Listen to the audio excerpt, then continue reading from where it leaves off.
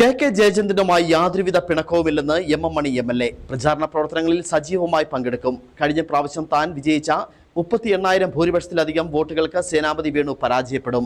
BDJS എന്ന് പറയുന്ന സാധനം ഇലക്ഷനിൽ മാത്രം പൊട്ടിമുളയ്ക്കുന്ന ഒന്നാണെന്നും എം മണി നെടുങ്കണ്ടത്ത് പറഞ്ഞു. നമ്മുടെ സ്ഥാനാർത്ഥി ജയചന്ദ്രനാണ്. നല്ല ഭൂരിപക്ഷത്തിന് ജയചന്ദ്രൻ ജയിക്കുമെന്ന കാര്യത്തിൽ ഒരു സംശയമില്ല. സേനാപതി വേണു കഴിഞ്ഞ തവണ ഞങ്ങളോട് ദയനീയമായി തോറ്റത് 38,000 വോട്ടിനാണ് തോറ്റത്. ഇത്തവണ അതിലും കൂടുതൽ ഭൂരിപക്ഷത്തിന് തോക്കുമെന്നാണ് എന്റെ നിഗമനം. അതുകൊണ്ട്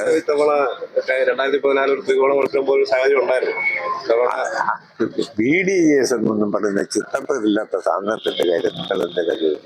ആ സാധനം ഇല്ലല്ലോ. പിന്നെന്താ, 5-6 പേരൊക്കെ എവിടെയെങ്കിലും ഉണ്ട്. അവരിപ്പം വേറെ ഏതെങ്കിലും BJPയിലോ വേറെ എവിടെയെല്ലോ ചെല്ലുന്ന ഞങ്ങളുടെ കൂടെയും കൂടിയിട്ടുണ്ടാവും. അതൊന്നും ഒരു വിഷയമേ അല്ല. നല്ല ഭൂരിപക്ഷത്തിൽ ജയിക്കും.